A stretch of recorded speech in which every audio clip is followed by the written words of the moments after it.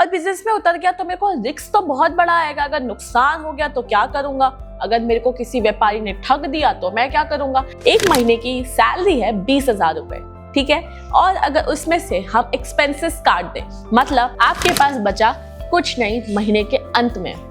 चलिए वहीं एक बिजनेस की बात करें। अगर आप 25 से 30,000 रुपए एक बिजनेस में लगाते हैं, 20 से 22,000 रुपए और बच रहे हैं, यानी कि आप मुनाफा कमा रहे हो। चलिए आ जाते हैं नुकसान के ऊपर। अगर सपोज आपने बिजनेस ओपन कर दिया, अगर आपकी दुकान नहीं चली तो दोस्तों ऐसा कुछ नहीं होता है। अगर आप नए हैं तो 30 से 40% का मार्जिन आप कमा सकते हो। अगर आप पुराने हैं तो दोस्तों आप 50 से 60% का मार्जिन आराम से कमा सकते हो। दोस्तों एक हर इंसान के दिमाग में एक सवाल आता है कि भाई मैं बिजनेस क्यों करूं, मेरी तो महीने की अच्छी खासी 20,000 की पगार है, मैं तो उसी में खुश हूं, मैं बिजनेस में भला क्यों उतरूं।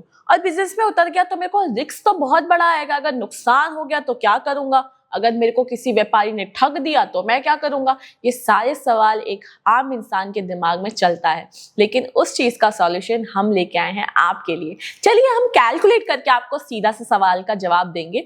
आपकी एक महीने की सैलरी है 20,000 रुपए, ठीक है, और अगर उसमें से हम एक्सपेंसेस काट दें, मतलब आपके रूम का रेंट है 5,000 रुपए, फिर बात करें लाइट्स बिल की तो वो पकड़ ले 2,000 रुपए, फिर बात करें वाटर बिल की वो आ गया 1,000 रुपए, और बाकी हम बोले तो ग्रोसरी आप काउंट कर लीजिए 5,000, स्कूल का एक्सपेंस आपके बच्चों का वो है 2,000 रुपए, कोई त्यौहार वगैरह आ गया उसमें फेस्टिवल में 2,000 रुपए चले गए, इंश्योरेंस, इन्वेस्टमेंट या तो फिर EMI काउंट करके चले तो वो भी 2,000 रुपए, और जो बच कुछ गया 1,000 रुपए वो एक्स्ट्रा एक्सपेंस में हम डाल देते हैं या तो फिर एक्स्ट्रा खर्चे में। तो यानी कि आपकी 20,000 की सैलरी में से आपके पास बचा कुछ नहीं महीने के अंत में। चलिए वहीं एक बिजनेस की बात करें।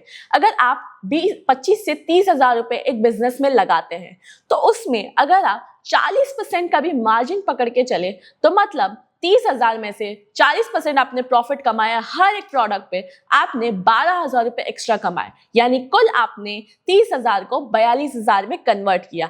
अब चलो मानते हैं कि आपका जो 20,000 का खर्चा है महीने का वो तो हो ही रहा है आपके पास से, तो वो 20,000 भी अगर हम 42,000 में से माइनस कर दें तो आपके पास 20 से 22,000 रुपए और बच रहे हैं, यानी कि आप मुनाफा कमा रहे हो। ये होता है कि सैलरी पे जो इंसान का चल रहा होता है और ये होता है जो बिजनेस पे चल रहा होता है। तो दोस्तों आपका ये डर तो मैंने क्लियर कर दिया कि अगर आप बिजनेस कर रहे हो, क्यों कर रहे हो, उसमें से क्या मुनाफा हो सकता है। अब चलिए आ जाते हैं नुकसान के ऊपर। अगर सपोज आपने बिजनेस ओपन कर दिया, अगर आपकी दुकान नहीं चली तो दोस्तों ऐसा कुछ नहीं होता है। अगर हर कोई इंसान मेहनत करना शुरू कर दे तो उसको फल जरूर मिलेगा। अगर आप मेहनत करते हो अपने बिजनेस के ऊपर, मान सकते हैं कि अभी आपने शुरुआत की है तो आपको इतना मुनाफा अच्छा नहीं मिल रहा, रिजल्ट नहीं मिला, लेकिन अगर आप उस चीज पे बने रहेंगे, डटे रहेंगे और टिके रहेंगे तो एक ना एक दिन आपको सफलता जरूर मिलेगी।